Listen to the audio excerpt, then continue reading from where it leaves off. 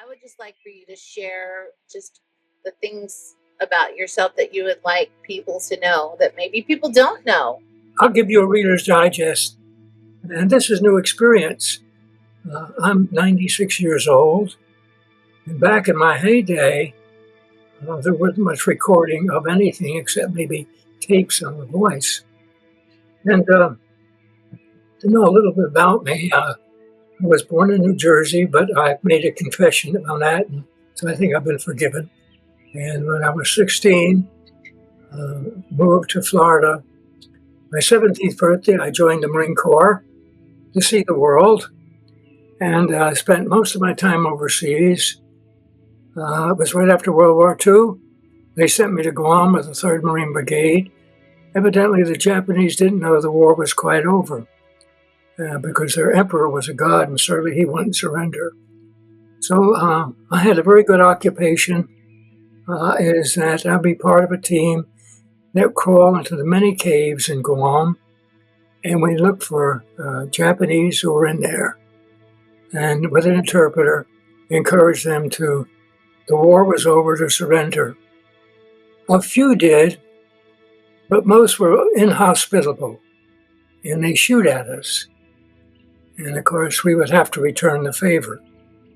So the platoon that was in lieutenant would always send me in first. I began to think, boy, he really must think I'm good. He always sends me in first. Then I realized much later he didn't like me. And so he sent me in first. And so I was one of the first group of Marines that went in there, Incheon Landing, Battle of Seoul, and then up to North Korea. And then we had a new enemy, the Chinese, and they were extremely well-trained, good, tough soldiers. And they were a challenge. Well, I was blessed with being wounded on December 2nd. And then I went to the best duty I ever had in the Marine Corps. And that was, I was a patient in the hospital in Japan. And I had all these pretty nurses coming to take care of me and feeding me breakfast, lunch, and supper in bed. I thought, boy, if this is what the Marine Corps is going to be like from now on, I have to re-enlist. Well, it didn't turn out that way. They sent me back to the States. And after a few months, I was honorably discharged. And all of us had some degree of PTSD. I had a lot of flashbacks and things like that, but I won't dwell on that. With God's help and with some counseling, I worked through all that stuff. So that took me about 5, 6, 7 years, and it passed. Most of my comrades either went to alcohol or drugs to put those things down. I realized that you need to throw those things up and get them out there to get better. Anyway, I don't want to bore you with those stories, but eventually I received a call to ministry. And I used the excuse, I said to God for a while, you can't possibly use a guy like me. I've killed people. How can I be a minister? And then there was a local pastor where I was going to church, and I wasn't part of the official board. That's the governing body. And I call it the officially board. And that this one man was giving the pastor a very hard time. And so I started after the meeting, and the pastor's name was Dickinson. He says, hey, you want to go outside and settle this? I thought, that's my kind of guy. I guess I can be a minister too. Anyway, so I went through the training I needed to, and I formally entered the ministry in 1960. And from 1960 to 1975, first I served churches in the United States. My first appointment was a lovely appointment. It was a 4-point circuit. That means every Sunday I had to race from one church to another to preach at 4 churches. But I was a young dude. That didn't bother me. And then after 2 years, I got a call from the district superintendent. That's like a bishop. And he said, Glenn, I want to see you. I thought, oy vey, what have I done wrong? And so I went down there, very nervous, sweating into my armpits. And his name was Ford, Reverend Ford. And he says, Glenn, you've done a fantastic job in such and such a circuit. And we've had an opening in a conference, and it's a raise in pay, and it's only 2 churches instead of 4. And so the devil got in there, and he said, that's good. Wow, I'm doing good. And but what they failed to tell me, they ran off the last pastor after about 2 months, because that was a time of great civil unrest, and the racial issue was very, very much forward. And so I went to across the state to this next circuit, and oh boy, I was excited. I have a pastor's heart, and what I love most is being able to be with and ministering to people, to be of some assistance in their own struggle. I have my own struggles, but I like to walk with other people in their struggles too. So I went there, as the expression goes, bright-eyed and bushy-tailed. Well, in the church I belonged to, they called it giving a minister a pounding. Now, what a pounding is, they don't come and beat you up, but they bring all kinds of food and goodies, because the stipends then were hardly livable. And so they filled up the pantry, had a walk-in pantry. I thought, boy, I'm really getting up in class here. And so they said, preacher, we want to talk to you. I said, okay, fine. They said, let's go in the pantry. I thought, oh, okay. And then they asked me, what do you think of, and he used the N-word. And I thought, oy vey. They ran off the last pastor, and I know why. And so I prayed a bit, and I said, well, if someone's in Christ, they're my brother or sister, whether they're white, brown, green, purple, whatever. Well, they stormed out of the pantry. I literally could see steam coming out of their ears. But I tried to be a pastor to them, but they already had me labeled that I was a blankly blank lover. And they were right, but I love all people. I did then. I shared a foxhole before he got killed with a black man, and I loved him as much as I loved every member of my family. And I remember weeping bitterly when he was shot through the head and his brains were scattered all over me. And so, this was so foreign to me. But anyway, I know I've been sent here to be a pastor, and I tried to. Well, it didn't work out till now. I've been there about a month, and my hair was growing out. I like to keep it cut short. And so I went to the barber shop, and I sat in the barber shop. The barber, it's a real old little southern town, and all the old guys were sitting in the chairs there in the barber shop, not waiting for a haircut, but just kind of a place for guys gossip. Evidently, the barber shop's a safe place to do that. I didn't know that. So I finished my haircut. He got out a razor. He put some lather on my face. I said, I don't need a shave.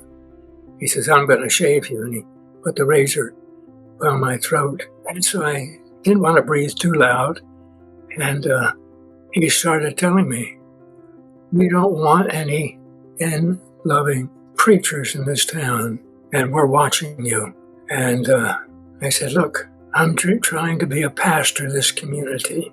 And so he didn't cut my throat, thank God. And I didn't get a shave. And so I walked out. Well, from then on, no matter what I did, it was downhill all the way, because they already labeled me.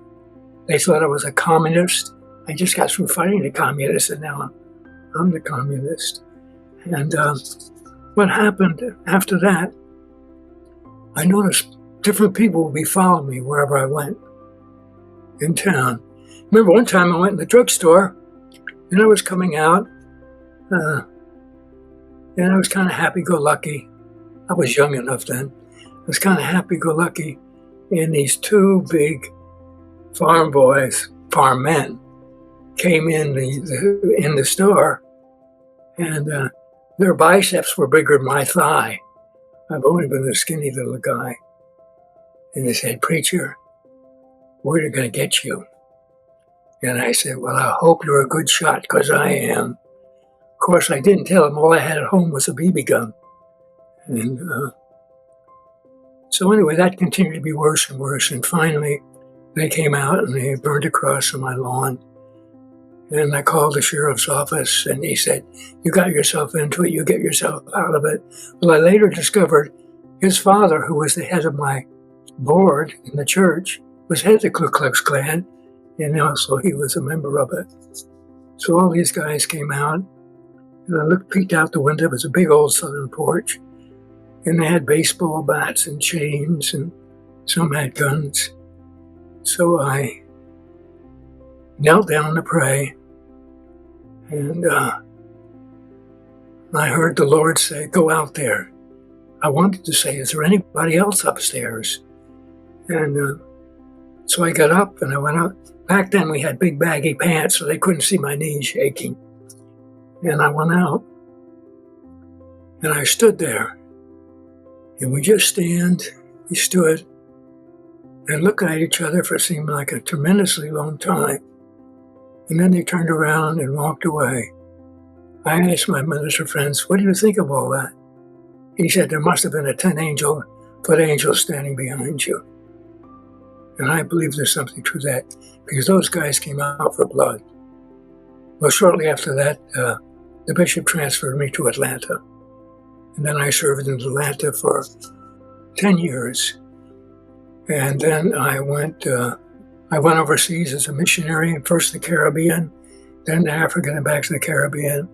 So I spent 25 years overseas. And the ministries were in very rural areas. In Africa, I lived in a hut, grew my own food, I paid a member of the tribe to teach me how to be a member of that tribe. And so he would correct me, because a lot of missionaries make the mistake of going in and giving them the American gospel. And so I hired him on the basis that I would become a member of his tribe. I would know the folk ways, I would know the way in which they thought, and they shared with me very freely for a year. So for the first year, they were checking me out. And finally, at the end of the first year, the head man, which is really the chief of the village, said he wanted to see me. And I had flashbacks to when I went to see the district superintendent, and I thought, "Oh, I wonder what he's going to say to me." And he looked at me. He nodded his head in kind of a yes fashion. He said, "You may have white skin, but you got a black heart." And so I knew that I was finally accepted. And there were several miracles the Lord performed there. I could go on forever and tell you all the miracles he performed. Not I performed, I just happened to be the donkey that he used. They saw that God really did heal, that Jesus really did heal. They saw that Jesus really did deliver them from demons. And I did a lot of exorcisms there. So they saw that, so they became so attractive to the miraculous works of God. They wanted to know more about Jesus. So then I was free to share Jesus with them, and the proof was in the pudding, as the saying goes. So they knew that, but tell you, in many of the healings I performed, that laid my hands on people, the most surprised person was me. And so I had a lot of experiences there. The first exorcism I did was in 1964. And that was in the town I told you about with the barber. Before I left there, what happened, the barber called me up. This was near the end. Nearby was a VA hospital, and he was in the hospital, and he had pancreatic cancer. Now back then, that was a death penalty in the 60s. And so I went and prayed with him, and he confessed to me that he was the one that burned down the high school rather than integrate it. Yeah, I don't want to go all the details, but he definitely had demonic influence in his life. He certainly was demonically oppressed. And so I'd visit him, and we had a successful exorcism after about 3 times. And then he accepted Jesus. and he died peacefully. So for all that heartache and everything else, as far as I'm concerned, it was worth, all that was worth, if he was the only soul who was influenced by my time there, that was good enough for me. Anyway, in Atlanta, I seemed to go on 10-year blocks. For 10 years, I was assigned to an inner city ministry. That means I was based in a church, but I wasn't the senior pastor. I was there to minister to the community.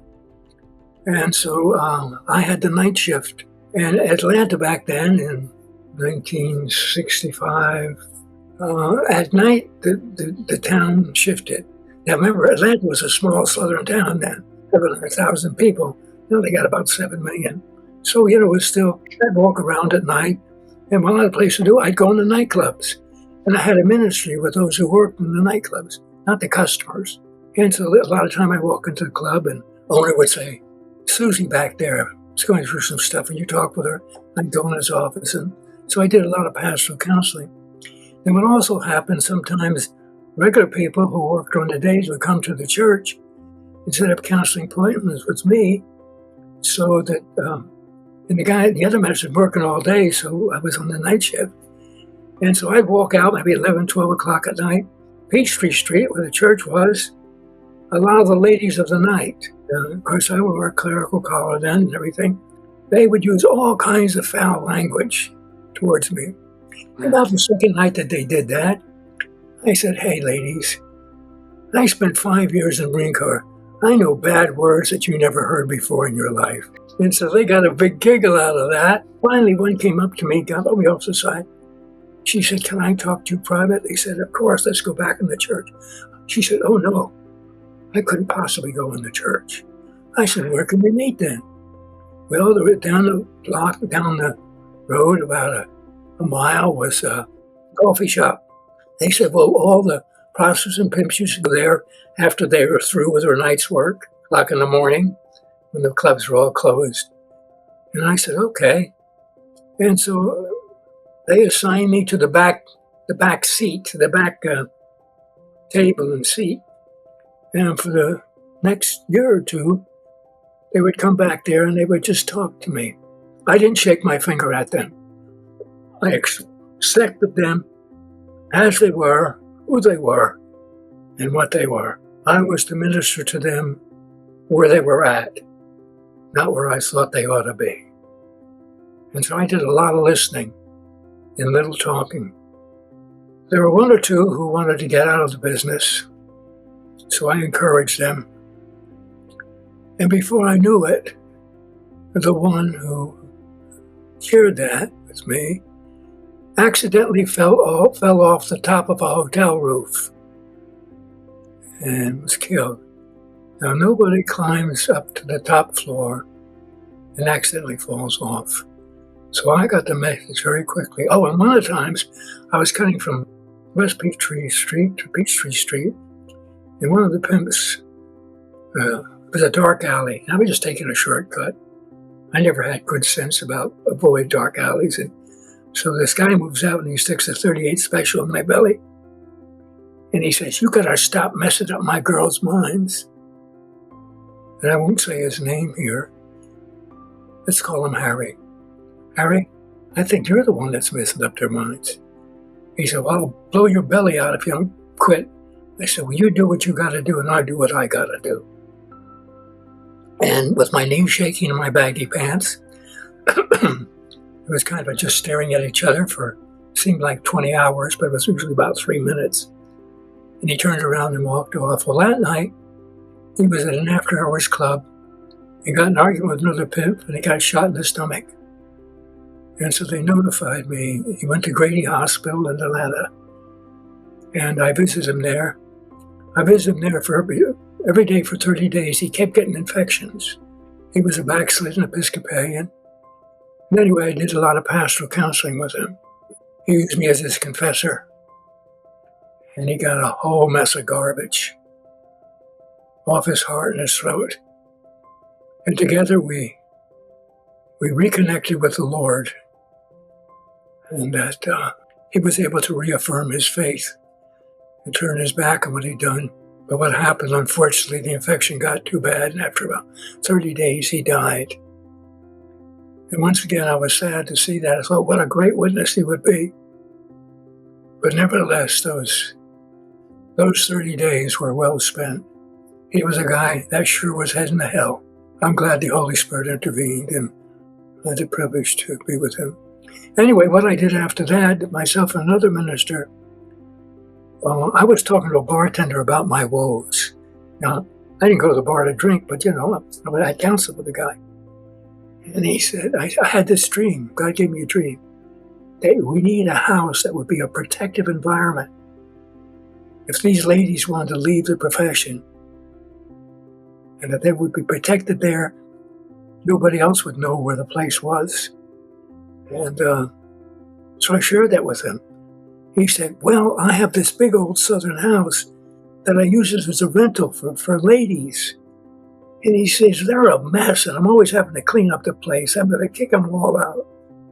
And I said, could I rent it? He said, sure.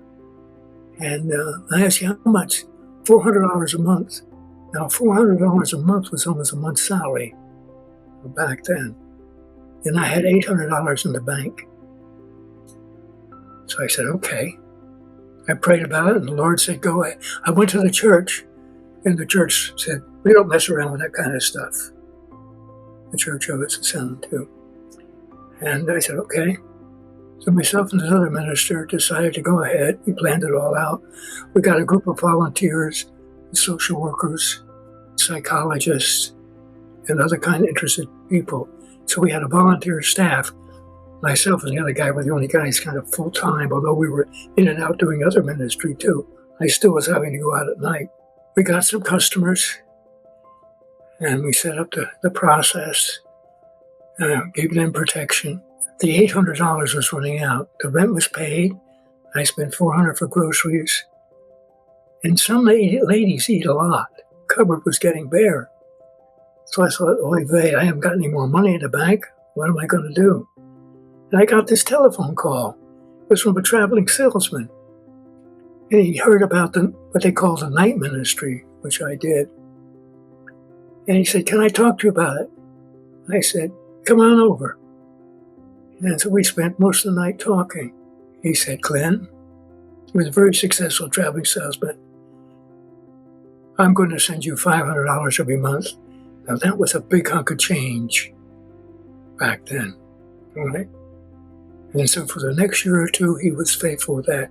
We began to get other contributions too for that. And eventually the church kind of came around to accepting it, the institutional church. They kind of baptized it. They said, oh, this is good. When I started, they didn't want anything to do. They said, oh, this is good. And it was. I didn't care. I wasn't looking for their approval. I just wanted God's approval. I mean, I love the church, but if God tells me do this, and they tell me do that, I'm going to do this. If I'm sure that's what God's telling me. Everything settled. This is just running smoothly. And things were going good. I was still making my night rounds, and the ladies were being taken care of. And what I would do, I contact people I knew in other cities. And when they were ready to be discharged or leave, I'd have a job waiting for them in another city. And nobody knew where they're going except me and them. And I'd put them on a bus, and they'd be gone. And I used to hear from them now and then. One became a newspaper reporter in a Florida city. Anyway, that's neither here nor there. But then the devil never rests.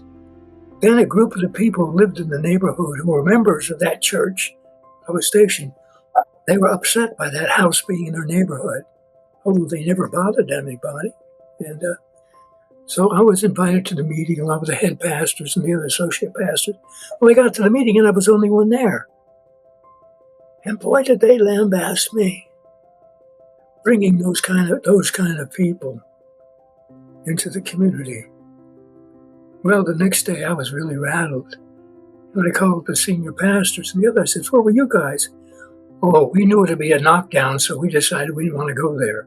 I said, you could have told me. But anyway, it was good. They had to beat up to get their frustration out. What happened? The church then picked it up, and they moved and bought that house, and they sold it, and they moved out in the outskirts of town. And the last time I visited Atlanta, they had 7 of those houses with paid professional staff. So it started out small, but God used it to grow big. Anyway, I had an opportunity to go overseas after that, and went to the Caribbean first and then to Africa.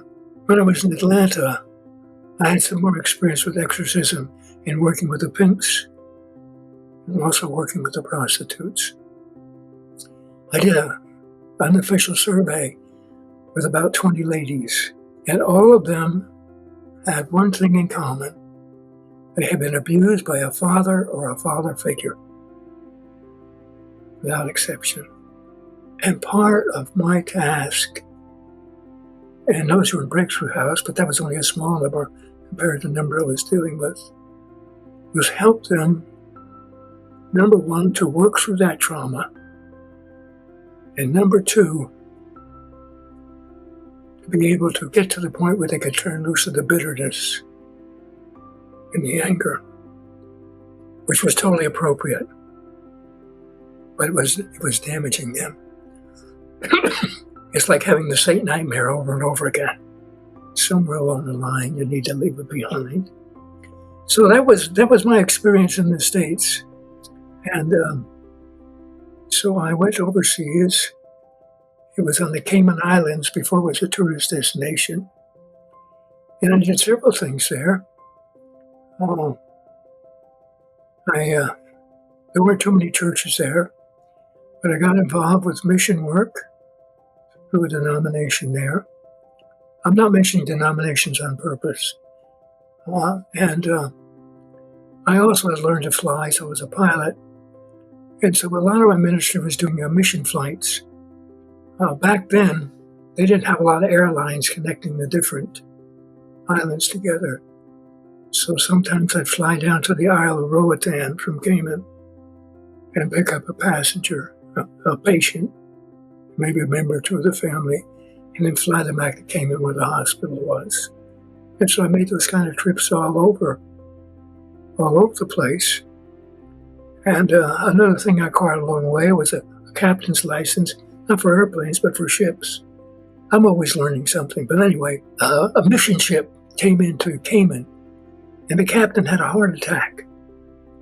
And he lived, but he was no longer functional. And so they inquired around the island who had a captain's license. And my wife, she always talks too much, said, oh, my husband does. But anyway, I did a lot of evangelism in the islands. We go to an island and we share the gospel. And where if the pastor's over there, we go there to support the pastor. We bring him books. We bring him encouragement. Usually he was stationed somewhere in the middle of nowhere and had nobody to talk to. And so it was a ministry also of encouragement to the pastors. Well, there was financial trouble, and mission ship got repossessed.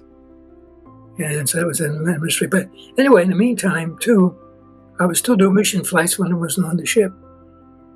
I had this, when I was a little kid, I felt like God said to me, I'm going to send you to Africa. Well, when I got out of the Marine Corps, I applied to go as a missionary pilot. But then the Mau Mau were killing all the missionaries, so they quit sitting over there. I thought, oh, well, I heard the Lord wrong. Well, evidently there was this guy from Africa who came over looking to get some missionaries sent over. And my middle son was in the Baptist seminary. He said, Dad, there's a couple of men here looking for someone to go to Africa. So I said, okay. So I caught the next plane. I went up to, it was outside of Dallas somewhere. And I talked with these guys. And what they needed, there were vast areas in the Botswana area, in villages. The message hadn't been received yet. And so I prayed about it for 3 seconds, and I said, yes, but I'm going to have to get my wife on board. So we're back to Cayman, and I said, guess what? The Lord's opened the door for us to go to Africa. Her eyes got big. She loved it on Cayman. Her eyes got big. And maybe I shouldn't say this. She didn't say no, and she never swears. She said, hell no. And I said, Lord, I'm not going to rag her. It's up to you. And I told the representatives, they hadn't still gotten anybody because nobody wanted to go live in the boondocks. So I just kept my peace. Once in a while I'd say, because I'm a teaser, do you hear those African drums yet? And so finally she came up to me, her hands on her hip. She's a tough lady. Her hands on her hip. Damn it, you're right. God's calling us to Africa.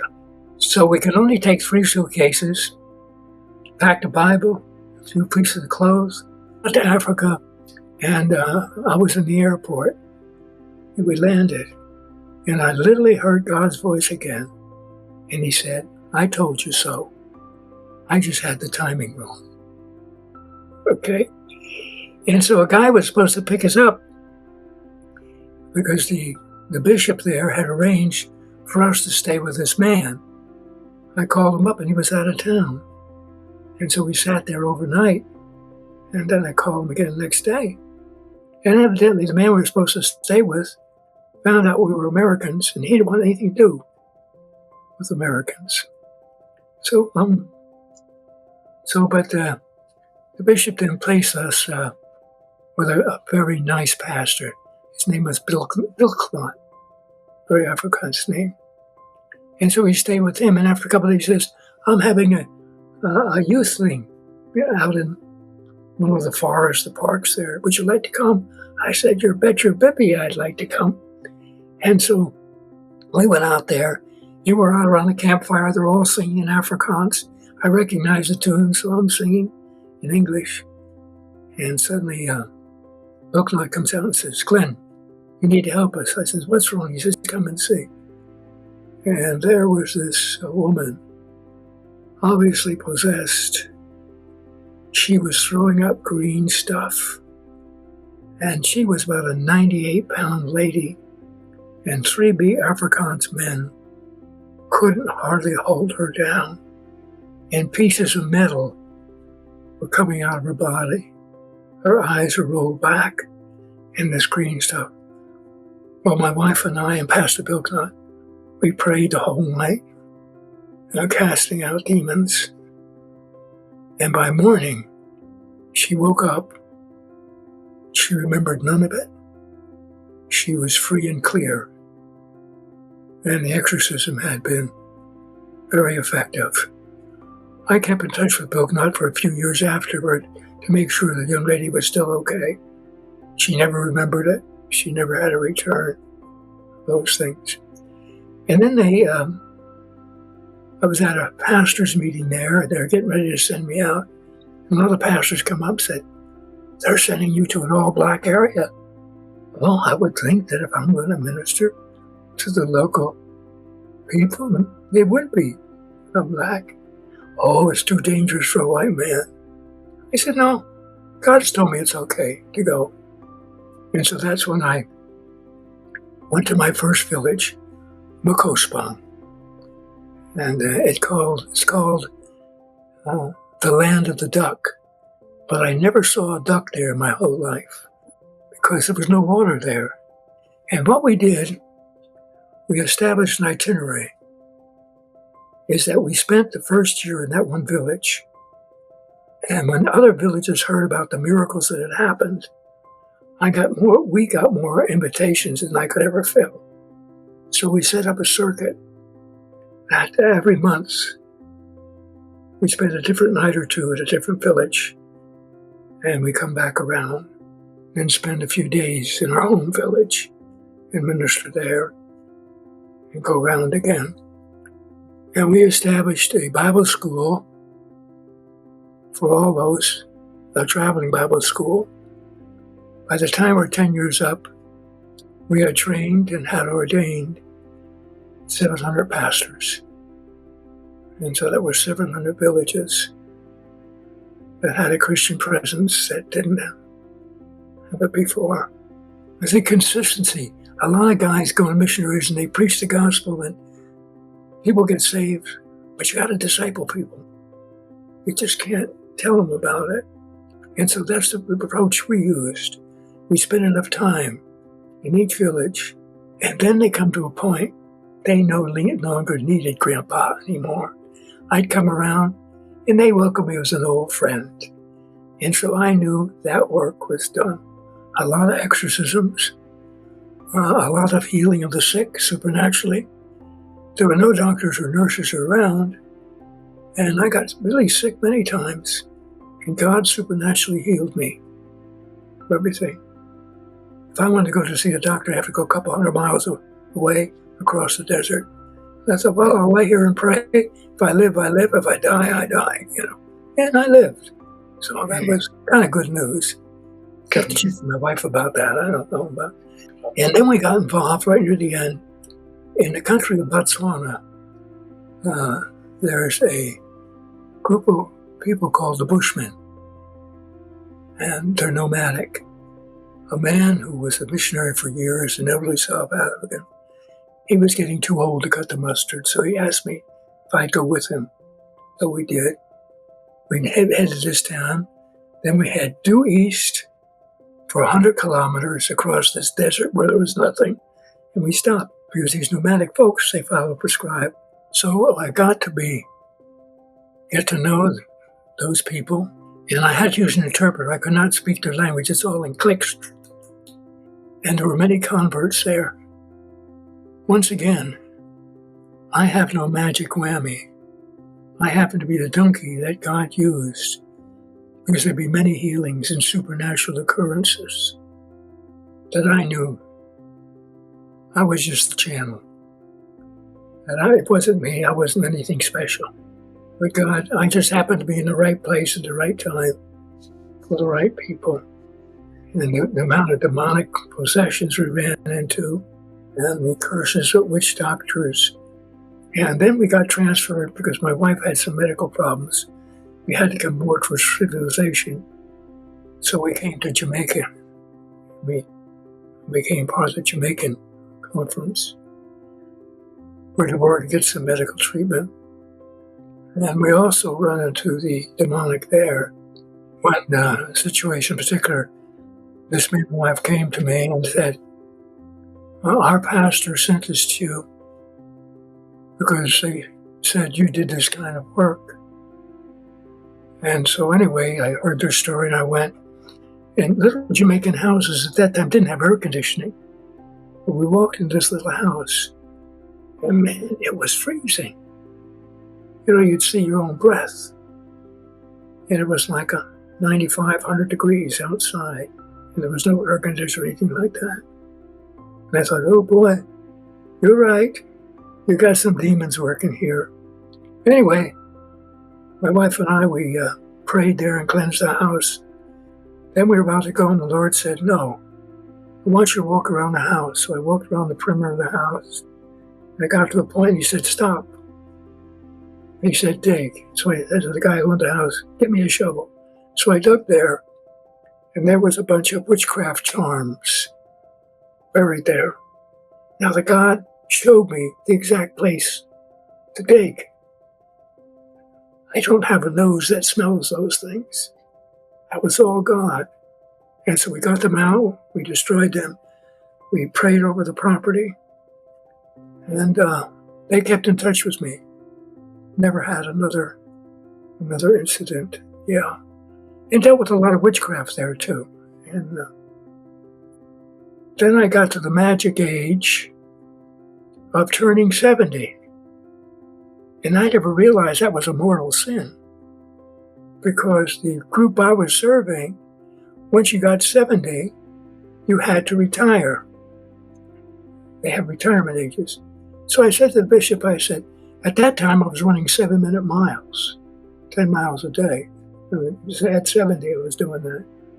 And so I said to the bishop, I said, Bishop, put my hands on myself, Bishop, get your 10 best preachers here and let's see who can do the most push-ups. He looked at me. Rules are rules. You have to retire. So I came back to States retired, and that same church group, a different conference, the Florida conference. My wife is an ordained minister, by the way. So she was serving. She's not 70, so she's serving. Well, she's 70 now, but then she wasn't serving. It was 20-some years ago. So she got appointed to a church, and the district superintendent there said, Glenn, we have a church we want to close up. It's just dwindling. Would you be a part-time pastor there? I said, sure, why not? So I went there. Well, I never closed churches before. I knew how to grow them. So I began doing a lot of visitation and just hanging out with folks. A year and a half, 2 years, I don't know, somewhere around that time frame, the church grew, and the bishop said, good job, Glenn. Now we'll have to appoint a full-time pastor there.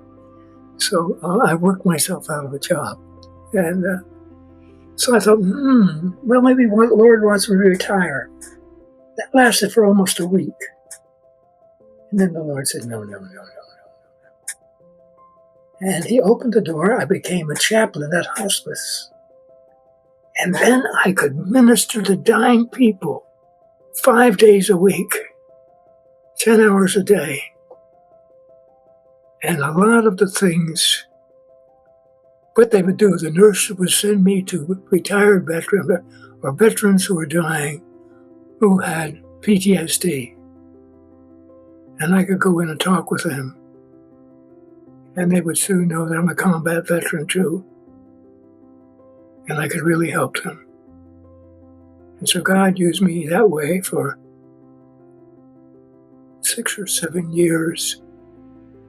Along the line, I also became a marriage and family counselor or therapist.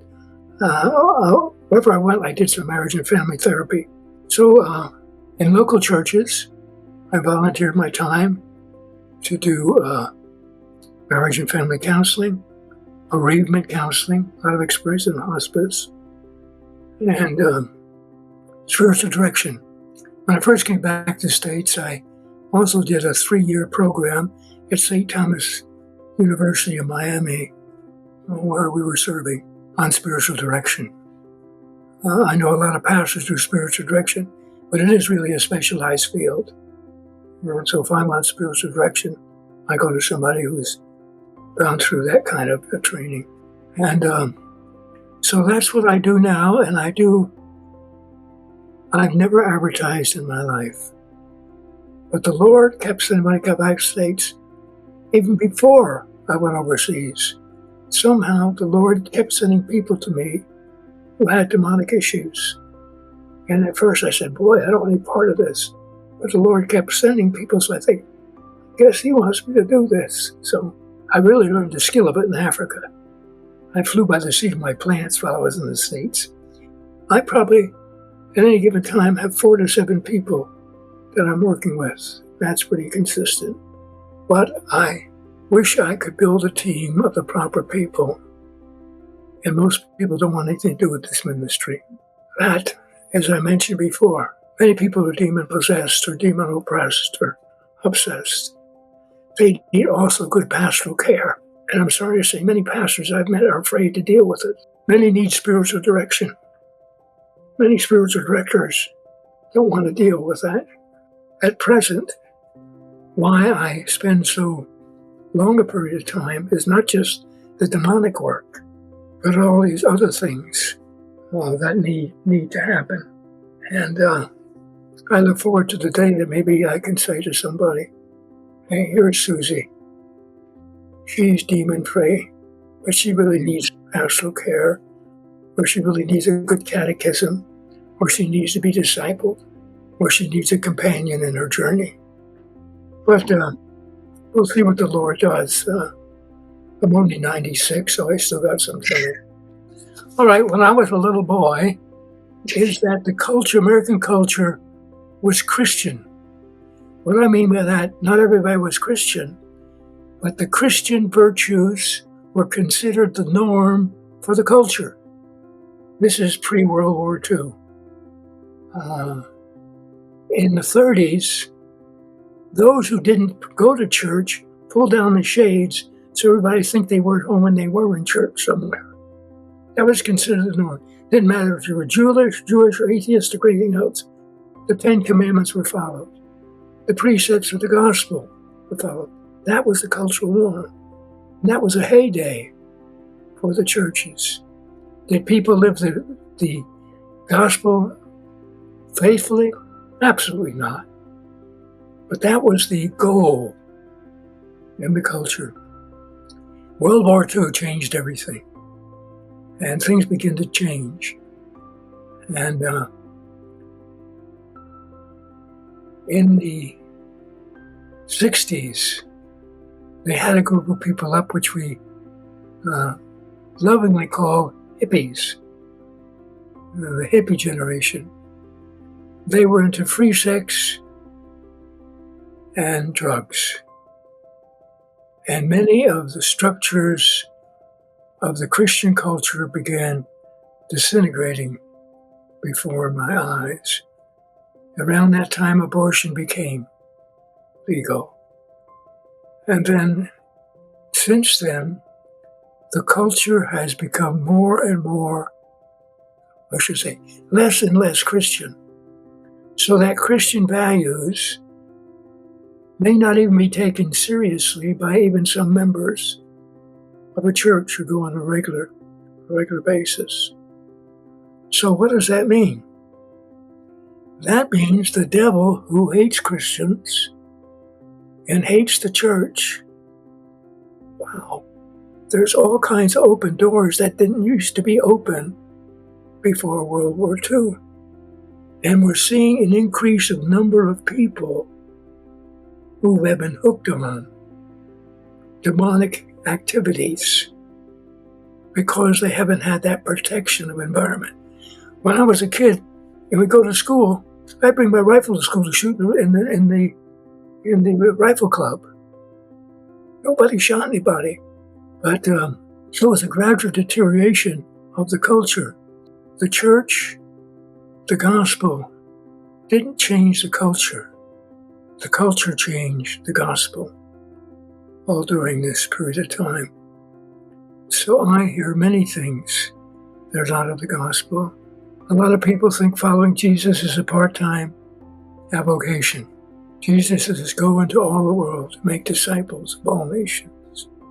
A lot of Christians go to church Sunday after Sunday, sit through the Bible studies, and they get filled with all this knowledge and spiritual. What do you do with it? We're not to be a reservoir. We're to be a faucet. We receive the water, and it doesn't stay with us. It's to pass through us and go to others.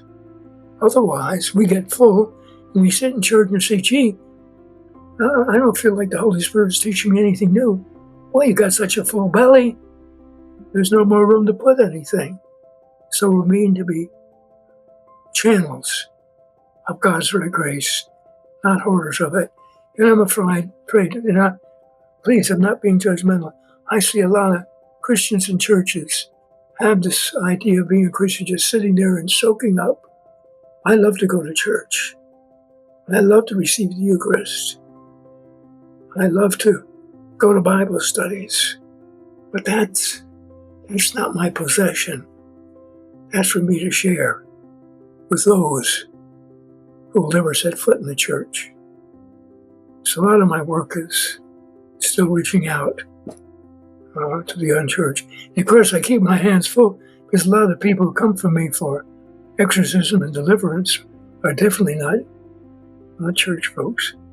But the past 25 years, I've usually had a full docket of working people with dynamic issues. And of course, before that, but I'm talking about here in the States.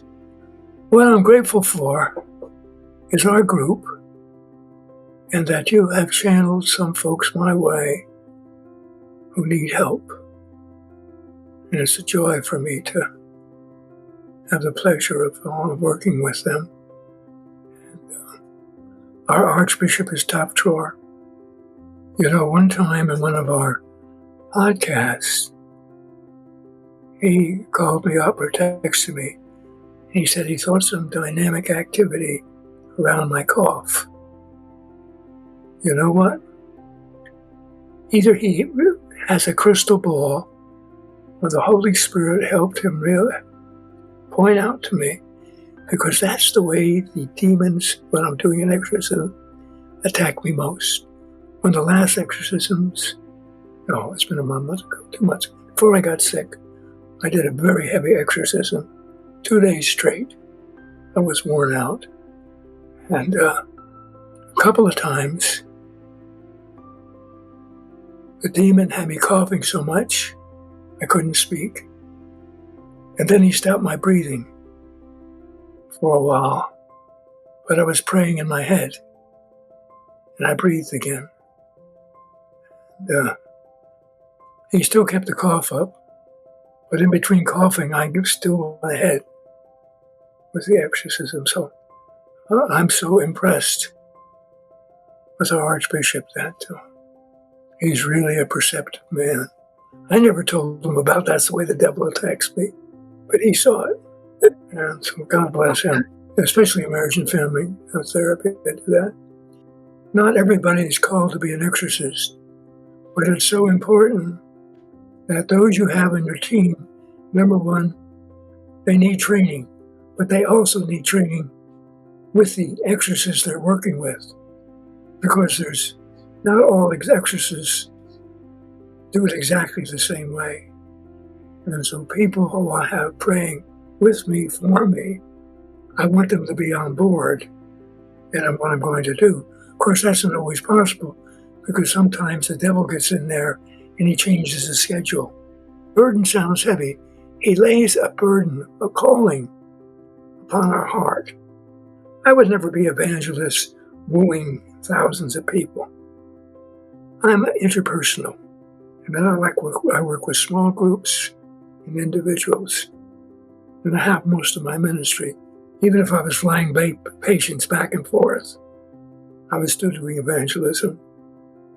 Or if I was still working with a group of pastors on an island that we took mission ship, I'd sense which ones God wanted me to talk to, rather than make some inspiring kind of sermon for them to hear.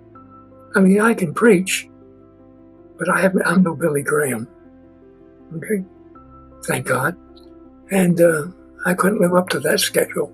That is important, that be equally yoked. And the other thing, sometimes the people who disciple other peoples, they're so tied up with the denomination they belong to, and there's errors in every denomination, that I prefer, if I'm doing catechism or discipleship with them, that I'm presenting the gospel without any denominational attachments.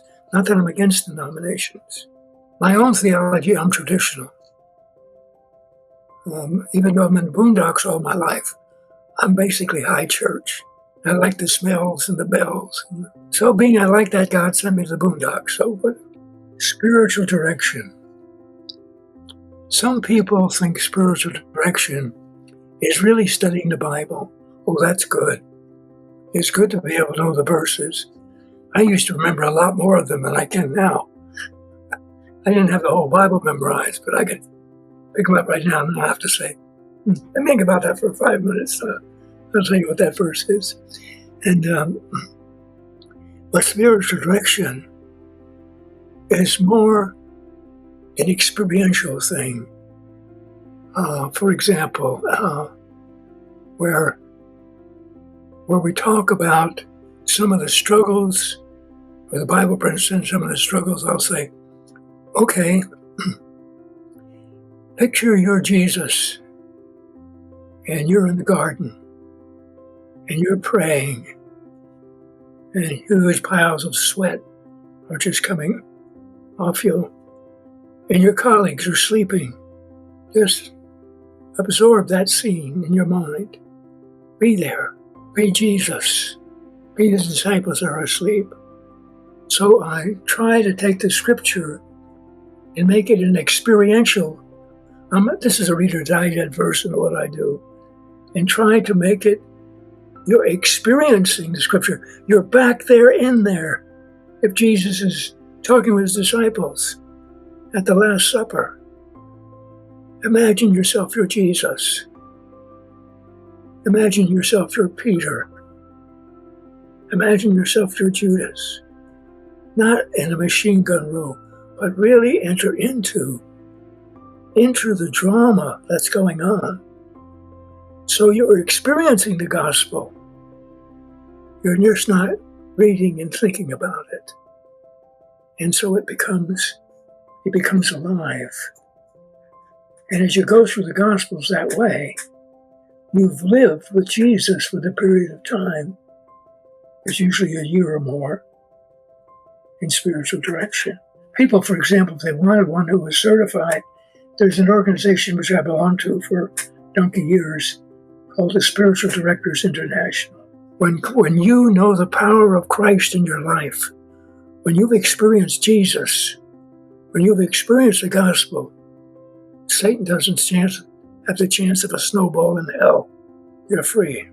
And so what I'm trying to do, because I've had people who I know have been thoroughly exorcised, and they've come back a year later and say, some of those demons are creeping back in. Of course, they haven't been living the Christian faith and so on and so forth. So they need to be grounded so that they become so holy, no demon ever wants to get near you, never wants to possess you. I know many exorcists are just so busy, they do that part of it and leave the other part of it to others. And that's not a criticism at all. You only can do what you can do.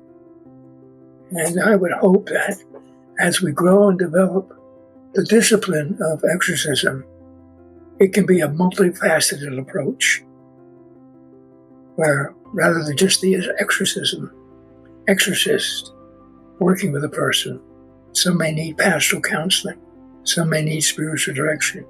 I know a couple of people I'm working with now, they're long past their demonic influences, and we're doing spiritual direction together. They're really enjoying it. I think there's one I'm working with. It looks like she'll probably become a nun. She moved from possession because I told her, you got the best training anybody could have, because all the saints I know of, they all were under demonic attack. You got that away in the beginning. God takes all things, for those who love God, takes all things that works together for good, for those who love him. They're called according to his purpose. And even having demonic attacks can, at the end of the day, be a faith builder, a strength builder, can build up your spiritual muscle. Because one of my heroes is Padre Pio, meaning the devil all the time. They used to beat him up. And Padre sometimes would wake up, or the devil would wake him up, and he'd say, oh, it's just you again, and go back to sleep. I try to help people say, you're going through hell right now, but be aware, God will use this for good in your life. It will give you a spiritual muscle, quite unique and strong. I think that's why Paul still had the thorn in the flesh, to build his spiritual muscle. But that's my conjecture. Pastoral care is just having someone walk alongside you who's understanding, who can give you Christian counsel. Now, hopefully, because one of the things I do right from the beginning of an exorcism is say, look, well, here's an example I use. Let's say, Desiree, you came to me with all kinds of heebie-jeebies. We talk about it and fill out all the forms and make some kind of tentative diagnosis. But I say, hey, you were in the military. Now, if you're front line shooting at the enemy face to face, that's the position of the person who is having demonic possession, or that you're in the front line. Behind you, you need the artillery to lay down blanket fire. I'm the artillery, but you're on the front lines. Then we also need some guys who don't steal your packages from home. They supply you They did that all the time. But they supply you with food and ammunition. If the supplies didn't get through, you were up the creek without a paddle. And I said, that's the church. You're an orphan, and this family adopts you. And you really become their child. And you suddenly say, well, that's okay, but I don't want anything to do with that father. That would kind of sabotage you having a good childhood. And so your healing cannot be complete because God is your healer. And you can't tell him, oh, thank you for healing me. Get lost. That he's called you into relationship with himself. And he's the one that's freed you. So join that family. So some of the illustrations I use to try to help them see they're not alone. This is a teamwork. We have a team that's working together. And that's the major thing I hear so often. Oh, I feel so alone. Everybody must think I'm crazy. And they give me some symptoms that they have. And like it's so unusual. I said, oh, I hate to say this, you're not unique. I guess I've heard 100 people have the same kind of problems. You're just in the sights of a regular, ordinary demon who we'll get rid of. Yeah. I love running those Bible schools. And for a while, they took me out of the field, and I taught seminary in South Africa for a year, taught theology. And I enjoyed that, enjoyed working with the young men, young women. But I'm a field person. I said, please release me and let me go back to be living in the villages. They have no telephones there. They have no. Now, what I also find in America, around the era of the hippies, the 60s, everybody was flying over India to become gurus or something. And they came back to this country. And so I find a lot of Christians who are trying to mix the gospel, let's say, with schools of thought that are far different than the Christian faith. I'm not ridiculing anything else, but it's not the gospel, it's not Jesus and something else. Jesus is Lord. The gospel is the gospel, and there's no additions to it. Now, some people try to do that, and that can be open doors. I don't know how many folks I've had who practice yoga or studied Far East religions, and I'm not saying that for everybody, but it was an open door for the evil one to come in. We follow Jesus wholeheartedly and not three different things at the same time. You know, my knowledge is limited by my experience. And maybe some people could do that, but the ones who've come from me, and it's led to not good things. I don't say that in public because I think I offend people. Yeah, I love it. But she's saying, what she says, boy, I'm through with him. No, one last question.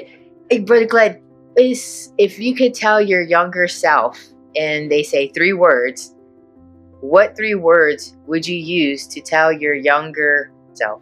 Love, serve God. My first experience of God, I don't remember it. When I was 3 years old, I was in the middle of depression. Nobody had any money. And my father saved up enough money for us to drive from New Jersey to New York. And there was this big grounds, I think it was a Catholic college or something. We just sit there and have a picnic. And my mother said I broke loose, and I ran up to this statue of Mary, and I knelt down before it. I don't recall that at all. And the interesting part, my parents didn't pray. They didn't go to church. How I knew to kneel and pray, I don't know, except the Holy Spirit believed that. And my folks didn't go to church. And so when I was about 8, 9 years old, they were professional musicians, so they'd be playing in nightclubs and stuff on Saturday nights, so they'd be sleeping in on Sunday morning. I would slip out of the house. There was a little church up the road, and I'd go there. And there was this lovely old lady there who took me under her wing and taught me about Jesus. Oh, she must have been 23 or 24. And of course, to me, that was a little old lady. And one of the times when I was coming back, probably a fall or spring day, because it wasn't cold, it wasn't hot, and suddenly I felt engulfed, like in a big bubble of love. And I literally heard this voice. It wasn't in my head. He said, I love you and you are mine. Well, I didn't know what to do with that. I knew it was God. I wasn't articulate. I wasn't a theologian. So I kept it to myself. When I was in the hospital, I was able to become ambulatory. Then I went to see the chaplain. And the chaplain basically said, well, because I killed quite a few people, if you hadn't killed him, they'd have killed you. I thought, oh, garbage, I know that. That still doesn't feel right in here. Finally went in, but I knew he was a Catholic priest because he had Christ on the cross in his office. Also, he had a collar on, which I'm sure had been washed a year or two before. And what really got my attention, I admired him, he had a wad of tobacco in his mouth, and he had a spit tune about 4 feet away. And he'd spit, and he hit that spit tune every time. Anything in many respects is a good marksman. He had my attention. So I poured out my woes to him, said what I said. And there was a long, pregnant pause, and he said, called me my first name. Glenn, you're right. You're a murderer. He verbalized what I was feeling about myself. Could never tell myself. But then he added, is what Christ is on the cross enough for your forgiveness of your sins? Intellectually, I said yes. In my heart, it still wasn't there. And so I told you I had some PTSD. And I remember one night, I was living in Laurel, Mississippi. I was laying in my bed, and I got up and I went to the bathroom. And I knelt before the toilet, and I said, Jesus, if you're real, you gotta help me. And I had that experience again, like this huge bubble of love just surrounded me. And he said what I heard when I was a little boy, I love you, and you are mine. Well, I'm not a crier, but I wept, and I wept, and I wept. I don't know for how long. And then I stood up, and there was a mirror on top of the toilet. I liked who I saw for the first time in several years. And that was a release. Truly, I said I was called to ministry. And I thought it interesting, theologically. I was confessing all my sins, and I was doing it to an open toilet. He let me get it all out. One of our meetings, when God let me live so long, drew a bunch of angels, drew a committee together, and said, what are we going to do with this Galtere guy? I finally came up with a solution, said, we'll give him a few more years and see if we can straighten him out. So when I go, I got straightened out. Absolutely.